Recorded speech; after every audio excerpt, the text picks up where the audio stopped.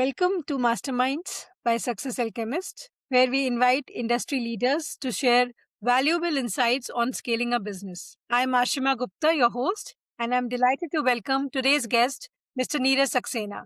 Neeraj has 25 years of experience leading go to market strategy and sales transformation for global B2B companies, including senior roles at SAB and Fidelity Information Services. He has built and scaled GTM engines for billion-dollar businesses across APAC, EMEA, and North America. He is the founder of Xscale Consulting, where he has advised 40 plus B2B companies on GTM strategy and growth. He's also the founder and CEO of GTM Vantage, a GTM outreach platform born out of his experience helping companies scale revenue with clarity and precision. A very warm welcome, Neeraj. Thank you so much for being here today. Hey, thanks, Ashima, for inviting me. It's been a pleasure. So, Neeraj, across the companies you have worked with, why does go to market feel harder today than it did 5 to 7 years ago? Wow, you started with a great question. And if I look back my journey of more than 2 decades in GTM, right, I think this is one of the tougher times we are in, despite having so many tools and technology. And then let me give you the reason. The reason is the information overload. Literally everyone is shouting at the pitch of their voices, be it social media, be it an event, be it email marketing. Customer have a certain pain and he want to solve that pain, but the problem is the potential number of solution competing for the attention and the way they propose to solve the problem. I think that has created, too much of information for the buyer. See, buyer don't want to choose something which he regret later. So even if we buy something pretty small value, we still try to evaluate, is this better or that better? And then same thing any B2B buyer is doing. So they're trying to compare, evaluate, talk to multiple vendors, and that is making the sales cycle longer. See, ultimately, buyer always have a clear problem. They are looking for a clear solution, but everyone is throwing their own set of solutions, and then that is making him confused at least for a while. Definitely. And we are here to learn from you that what should we be throwing at the customer so that he or she just catches hold of our product and not really the competition. Despite all of this increased complexity, what is the one thing that all successful GTM strategies still have in common? Okay, so I think what still stays common is the customer centricity. And then that has not changed for last at least 2.5 decades of my experience, right? If you are focusing on the customer problem rather than on your product, that has not changed, right? If you continue to do so effectively, even in today's time, your marketing strategy will continue to give you good ROI. What is happening is we try to go too wide. Everyone is trying to go global. We consult so many companies, and I can narrate so many examples. Everyone want to come and want to sell to all possible global markets. And then that's why we always have to restrict them. Please be more focused, right? If you're more focused, you will understand at least the needs of a set of customer much better rather than you trying to understand the need of the whole global audience. So what has not changed is if you can continue to understand the need of your customer very, very precisely, you can communicate to him or you can articulate your message or your solution in a much better form. Very true. Customer centricity is definitely the bottom line of everything. It has to be there.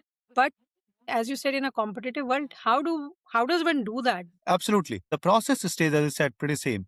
Process is you understand the customer context at 3 stages. One is the industry context. If you are selling to a certain industry, what that industry is going through. Is it going through a technology disruption? Is it consolidating? It's a very high competitive pressure industry, right? So basically, what is going in the industry? Second is what is happening at the account level or at the customer company level. Means what are their goals? What are their priorities, right? Every company has in certain journey, right? Even the CEO or the person who is driving the company has different visions, right? Somebody want to consolidate operational efficiency is the core that they are looking for. Other want to expand at a cost of EBITDA. So everyone can have a different goal at a company level. And the third is the person you are communicating with within the company. What is the role and what he cares about? That's very, very important.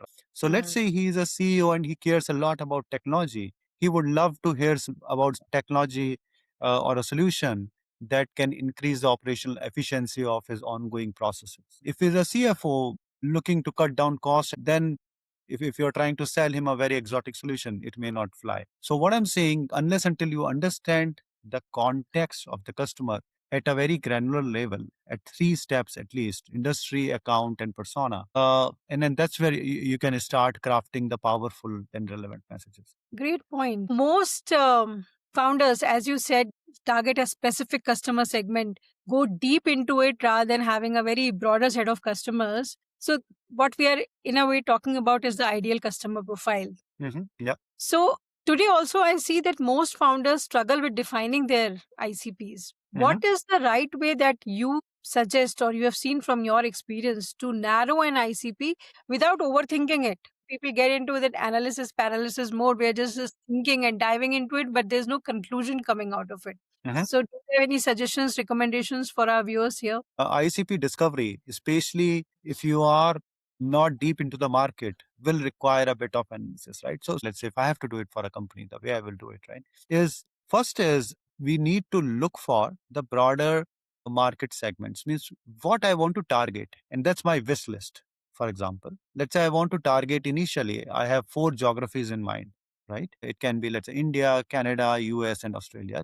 I have few industries in mind which can be where my product can be applicable. Let's say they are manufacturing, pharma, chemicals, right? And then I'm thinking of targeting SMB and mid market to start with, right? Now, if we just do the market segments, we are talking about 24 market segments here. So four industry multiplied by four geographies multiplied by three industries multiplied by two market segments, right? Or customer segments. So here we have 24 possible blocks, if you say, right? Combinations. Now, no company, no early stage company, and then this is the mistake I was talking about earlier. If you ask me, and then an early stage startups, and we have seen it a lot, they just try to go to all of these 24 segments together at the same time because they think my product is applicable. Let me try to go to all of them together. Let's see where it resonates, and then they will double down on that. But you just cannot optimize for all of them. You need to be at least eliminate quite a lot of them, and you go one by one. If it does not resonate, you move to second. So I'll talk about the process how to narrow it down. So for an early stage company, just to again a bit of advice, is for a very early stage company, a startup, you should not choose more than one or two segments when you start with. Even for a mid-sized company, you should not try more than five segments or five of these clusters to say, right? So how to go about it? How to choose out of, let's say, these 24? How do I pick two or four? Right? The process goes like this, right? First, have a quick look through an industry report, at least basically at least at a high level. What is there enough market size for your product? So the product you are selling, is there enough pharma company in Australia? I'm just saying, right? Does that matches the aspirational goal you have? You want to do, let's say, $20 million, right? But the whole SMB pharma industry in a place is let's say $2 million. I'm just making this up. But what I'm saying, you can right away eliminate some of those things, right? Which is not meeting your aspirational goals, right? Second thing is look for the competition. If there are very strong incumbents, again, look for them, what they offer, what is their positioning. You have to find, if you have to enter a new market and you do not have a novel product, and I say that, if there are no incumbents, then it's great. But let's say most likely you'll find somebody, because a problem being solved in some way or form, right? Your product may be solving it differently, but that problem is being solved today also in some way or form, right? So look for what is the unique proposition you are going to take against your competition. In the sense, are you offering a higher quality product? Are you offering a better cost advantage? Are you offering a better post sale service? Is your product more comprehensive? Is its scalability higher? So you have to have something to differentiate, right? Otherwise, again, they are already there. You are still a small company. You are trying to hit a foreign land, most likely remotely. You will not able to reach to your customer in a meaningful way, right? Unless until you have very strong differentiating factor. So that's the second thing you look for. Then third thing is what your customer in that geography cares about. So, for example, you built a product very cost effective, but you are trying to reach out to a geography which is, or a set of customer which are not very cost effective. Let's say pharma in US, they say we don't care about the cost. We need the best product because we cannot compromise on the quality and the high regulatory framework we are living in. So we are not bothered about cost, but does it match our quality standards, right? So you might be communicating a wrong message. You are talking to cost, but they don't care about cost, right? So till the time you have done at least this level of analysis, right? And then finally, what you should be doing, you should be marrying these three things I've just spoken about: market size, your competitive differentiator, and what your customers are looking for, your customer value map to say. And the intersection of these three things is your sweet spot. You will make more costly mistakes if you don't spend time on this. And by the way, it does not take too much of time. If a company do it efficiently, they can actually do it in couple of weeks or a little more, right? So that's how they should approach ICP. And by the way, let's say if they don't do it and then they still try to do hit and trial, I think they can look for early signs of ICP. And one of these signs is, are your sales cycle too long, too complicated, and basically asking for discounts, etc. Whenever you see there is a huge resistance coming, I think then there is a problem. Good fit will be little smoother, I can tell you. It will not be extremely difficult and you will feel it yourself. Interesting. The resistance point is very striking. Resistance could be also not because that I am not targeting the right customer. It could also be that my product is not up to the mark. True. If your product is not ready, and that's the actually second or the third point I try to cover there, is your customer looking for the same things that you are offering? So let's say, as I said, if you're offering some features, he's not looking for those features, and then there will be resistance. If you have those things, those attributes which he's looking for, resistance will not be very high. Obviously, if there's a customer, he will always negotiate, he will always bargain. That goes without saying. But I'm saying if you see it's way too high, cycles are too long, you are dragging too much, you are trying to throw discounts, bundle services, Trying and so too and hard. so. Yes. Got it. And let's say if I have shortlisted a particular segment, as you said, not varying as 24 segments, and one segment I have shortlisted. Now, diving deeper within that segment also is important. True. True. So, any tips around that? Like I have because like founders, if they're just starting, maybe some of them want to target it globally, but many of them want to start small also. They have that Yeah. kind of that this is a target audience, but I've seen that there also struggle continues for Yeah. sales to get up to the mark. So two parts, right? As I said, you are targeting one segment. Number one, as I said, have you chosen it judiciously? Means there is a market, the competitor activity, you have a differentiator against your competition, right?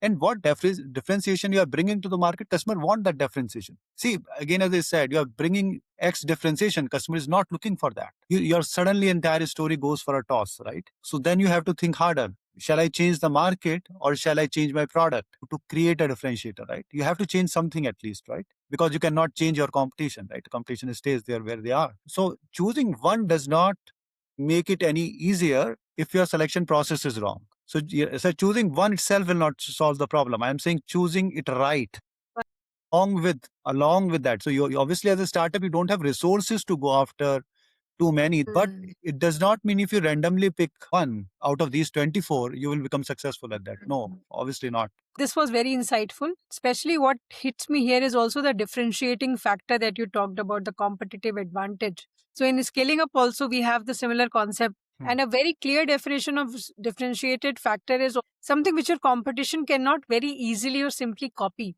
It may Copy, take yes. a long time to copy, or it's not even possible for them to copy. There are so many channels these days. We have emails, LinkedIn, there are ads. So, what do most of the teams get wrong about outreach and reaching their IC? Okay, yeah, I think that's again a great question. So I think people are little more obsessed about channels, right? But I think the bigger problem is not which channel. So let's look at the buying journey. In the simplest form, it's awareness, consideration, and enclosure. Now we can use different channels to target different stages, right? So channel should be number one, orchestrated to cover your full journey. So for example, you can use ads to create awareness. You can use emails to enter into the consideration set, talking more about your features, how we can support you, how our product can solve your problem. And the third thing, when they are towards the closure cycle, keeping them warm through communication on again on LinkedIn or any other channels, right? So the whole point is taking the customer through this journey.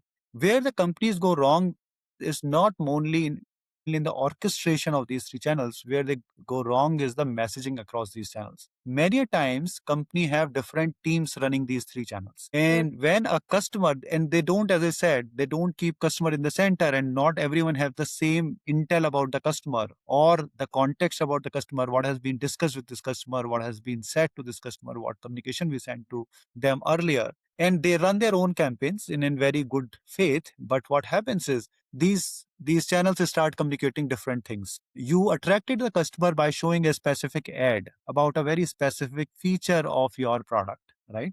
He got interested because of that. Suddenly later on, he has filled a form on landing page.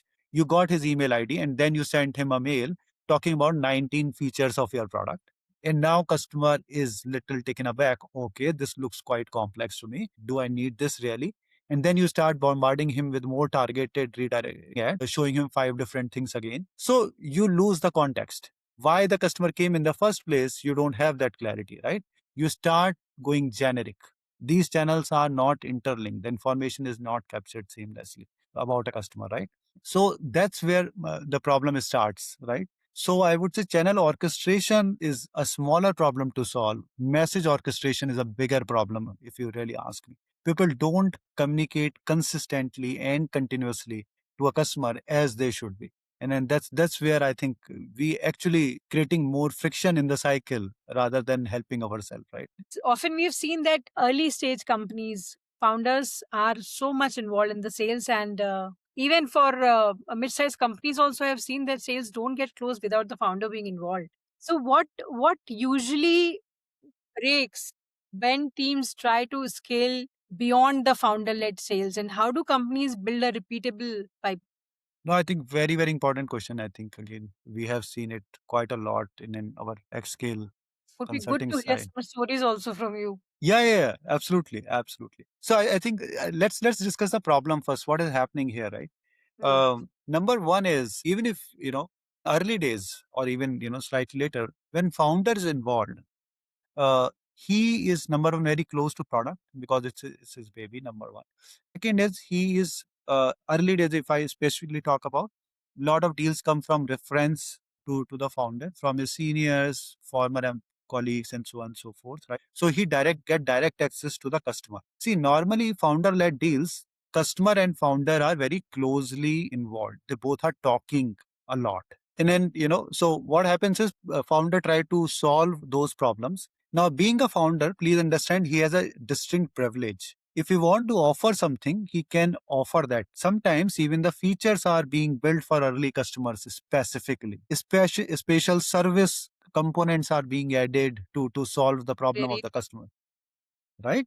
So basically, what we are doing, so customer problem is at a center. Founder is because he has only so many customers to chase. He is putting all the energy, and to a large extent, company is putting all the energy to solve the problem of only few handful of customers, right? And that's why founder can close some of the large deals. Later on, companies start thinking, now I have a template. So let's say a founder gone and close a large deal in retail. Later on, they hire a sales guy and say, hey, we already closed a $1 million deal here. This is the case study. These are the talking points that founder has discussed. Please go to all five other or dozen retail companies and close similar deals, because now we have a product market fit. We have closed a large $1 million deal in retail, right? That's what companies start thinking. But that's not the reality. So The they don't reality really have is, a playbook. They think it's a yes, playbook. that's right. This is a playbook only for that customer because you have bent on your back to fulfill the needs of that customer, right? Actually, playbook is not being built, right? Playbook will build for any industry or any segment when you at least have a 4 to 5 customers. Then you can say with some reasonable confidence that I have a playbook. But if you just close one or two deals, founder led, then playbook is actually not there. So don't blame the sales guy. Sales guy does not have that kind of a power that he can influence what founder has influenced in early days to close that one large deal, right? So putting that entire blame on the sales guy is not correct. I think company has to retrospect, do I really solving a wider industry problem, or I solve the problem for few specific customer? That company need to analyze. Once they are only confident, right, then they can repeat it, right? True, and I am not necessarily referring to the first deal. I have seen that even after 30, 40 deals also, the founders are pretty closely involved. So if that is the scenario, what do you see as a problem? The sales guys are there, but they are not able to either close the deal. Where do you see from your experience perspective the main challenge lies? And sometimes founders also find it difficult to let go. So that is the problem. Actually, you said it right. Basically, sometimes founders, they have this inability to hand over authority to, or a decision making to the next level, right? They want to get involved. They becomes very, very cagey. And again, I give you an example without naming the company, right? We were advising, it's a mid-sized company doing pretty decent revenue, right? Closer to 100 crores, right? So they are not a small company in any which way. But sorry, every meaningful deal, or every significant deal has founder directly involved. Very small deals for closing without him, right? But any meaningful deal, I would say, for the company, founder is always in front of customer, right? And founder, when we were involved with them, the founder problem was, hey, why I have to be everywhere? Means, I have been pulled out from Chennai to next day Bangalore, and then next day I'm traveling to Punjab, and so on and so forth. Life is so difficult. Obviously we took that mandate, and during the course of the journey, what we realize is he has not set up clear processes. Like, so sales guys very skeptical. If I go and say something tomorrow, I will be saying, oh, why have you said this thing, right? So the best bet for them is take founder along with him during a call. Whatever he promises, now I am safe because founder has promised it, right? So when we were doing these interviews with the sales team, actually, so founder has made a dependency because he has never given those clear processes. He has not built the right processes, right delegation authority. Let's say you have to give 15%. Can you give it? Who can give it? Sales manager can give it, sales director. So every time they look for founder, hey, this guy is asking for 15% discount. So if you are the one who is approving even 5% discount, then obviously you will be involved in every deal, right? So I think the process, the biggest problem we found, and then we fixed it end to end, right? But what I'm saying, it's about right process, delegation of authority, and then the right tools to track it as well. And what's your point of view on product led growth versus sales led growth? Because that's a common debate. Mhm. What is a more practical way to think about choosing the right DTM motion? Company or the seller does not decide PLG versus sales-led growth. And then what I'm saying is sounds very strange. And who decides it? Actually, it's a buyer decides. So you don't decide. You are running a PLG or you are running a sales-led growth. It's the buyer, how he is comfortable consuming our product or service. So normally, thumb rule, PLG works when there is a low risk, slightly lower cost product. PLG does not work when the product itself is complex. It has multiple interconnection within the existing, I would say, landscape of the customer. The price is high. So if the product itself has a complexity, it will not work on the PLG motion. Second is the buyer side situation. Even if your product might be simple, working as a silo and so forth, but the customer is an enterprise customer with a full zigzag of the decision maker. So there's a business buyer, there is an economic buyer, there is a basically influencer, there's a gatekeeper, and these are the roles in a typical account. In again ABM or account based marketing approach, we discuss all these roles. These are the roles within an account, within the buyer side.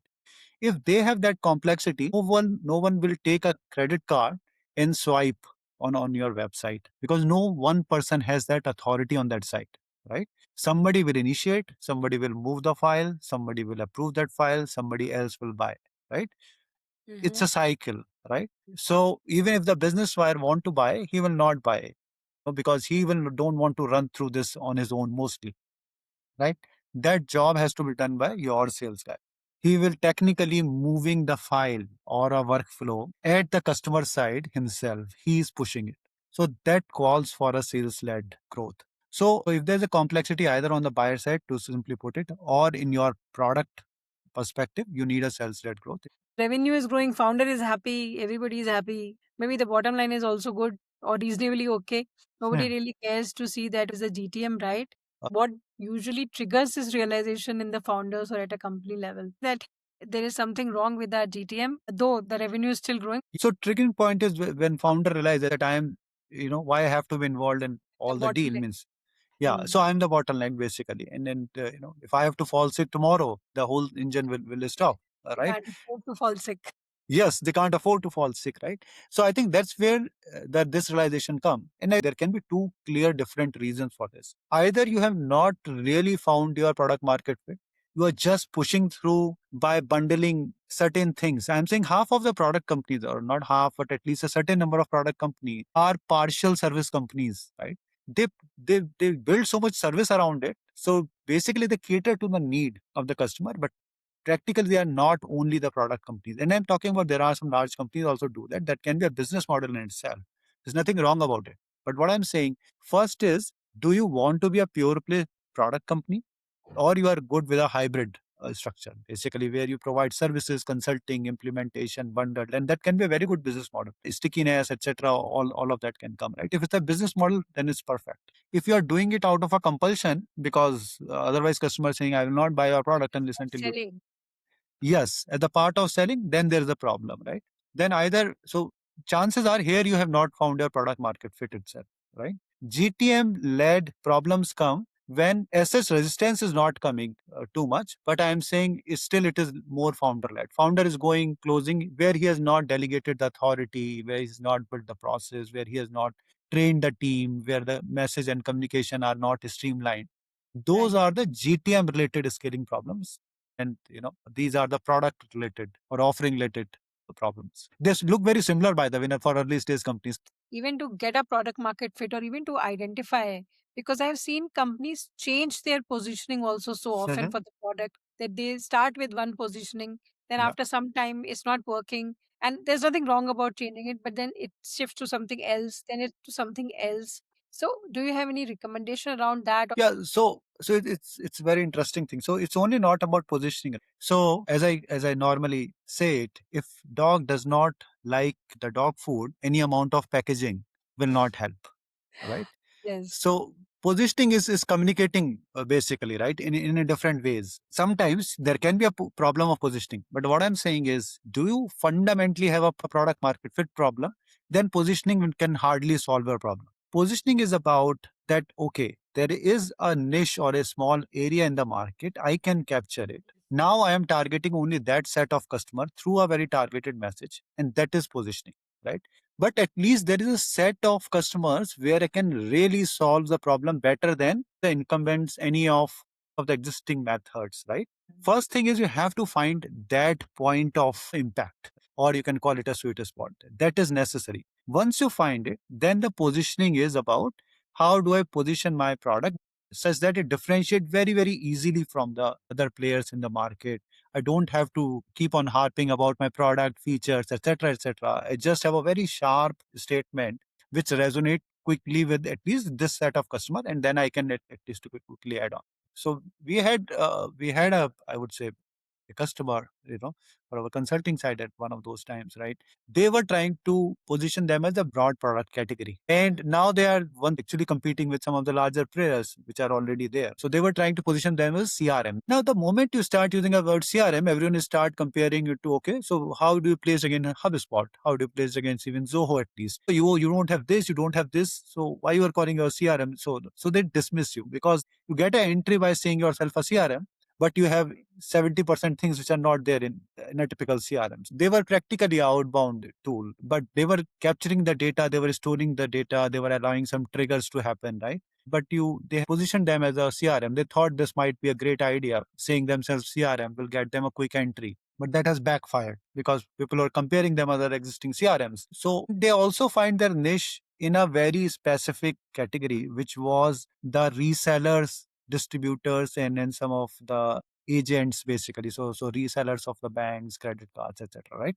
They were in that specific space. The product was well suited where the existing CRMs were not working very well because their use cases were different. And that's where the change of positioning to a customer outreach platform for the resellers, a very specific one, That's where they got at least quicker meetings, but the conversion rate was much higher. Otherwise, they were getting an entry, but results were not happening. So what I'm saying, how you position yourself does matter, because it saves a lot of time for you and for customer. Right. So I see there's a lot of connection. I mean, there's nothing happening in a silo here. So Neeraj, there's a lot of hype around AI in sales and marketing. Where do you think AI genuinely changes the game for GTM and revenue growth? Got it. No, I think great point again. The great question, Ashima. So see, these days AI is currently being used mostly to generate, I would say, creatives, social media posts, and so forth, and writing some emails. A lot of But I content think creation. content generation, yes, absolutely. Yes. In a broader bucket, it's been used for content generation, right? But I think AI can play a much bigger role, right? Can play the role of the judgment and decision making, which of a human level, right? At a scale. So where we can help do lot of analysis, as I was talking about earlier, industry context, account context, the persona context, right? Understanding it for each and every individual cannot be done by human. It can be done by AI if done properly. Second part is orchestrating, as we have again spoken about, orchestrating the messaging across channels. Human very find it very very difficult to do it. AI can be used there, right? Not only that, what is resonating, how the customer is responding to your messaging, and according to that, you take some learning, change the messaging, and then go back to the customer in a continuous loop. Doing all of these things humanly at a scale is very difficult. It can be done for 20 accounts, 30 accounts, but if you want to do it for 500 accounts, even for a large company, it's impossible to do. And that's where AI can change the game. AI can do this hyper personalization at a scale. And then that's where I think the true potential of AI will be utilized. Right now, we still, I would say, 2 out of 10. If you ask me in terms of utilization of AI potential in marketing. We are just 2 out of 10 right now. Yeah.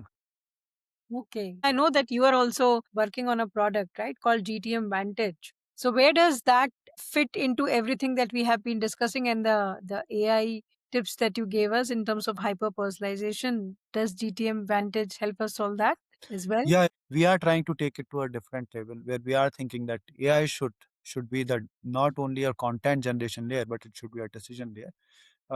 So it will help in the entire journey of the outreach, right from the planning, synthesizing, channel selection, analyzing the output, and then optimizing itself in a loop. We have launched the first version. It is still a early MVP version, but it's still it can orchestrate a hyper personalized messaging, text driven messaging on couple of channels like email and LinkedIn. More channels, more context will get added as we go. But that's where we are heading towards. Great, wonderful. And how many customers are already onboarded? We have few dozen customers. So far so good. We just launched it few months back. That's a great start, Neeraj. Wish you all the very best. And if a founder listening today could fix just one GTM mistake early, Mhm. should it be and why? Just one. If you have to choose just one mistake, Could be the finding the right ICP. finding the right ICP. Thank you so much. And I have a very quick rapid fire round with you. One GTM matrix founders obsess over too much. I would say impressions. Okay. Better to start niche or broad? Niche any day. First marketing hire, generalist or specialist? Specialist. Sales before marketing or marketing before sales? They can't exist without each other. It's like a who came first, chicken or chicken egg problem. Okay. One book, resource, or person that has shaped your GTM thinking. That's an interesting one. I think Influence is one book. So I think that's one that has shaped our early thinking about GTM, how to reach out to our customers. One piece of advice you would give your younger self about building companies. Wow, start early, as early as you can. Great. Thank you so much, Neeraj, for being our guest today. It was a great conversation. I myself got a lot of information and insights in terms of how a GTM strategy should look like. What are the few factors that are non negotiable and one should be considering when they start a company or when they own a company? So, thank you once again for being our guest. Thank you so much, Ashma, for inviting me. It was a pleasure talking to you. Yeah. Thanks. Thank you. Thanks everyone for listening to us. Thank you.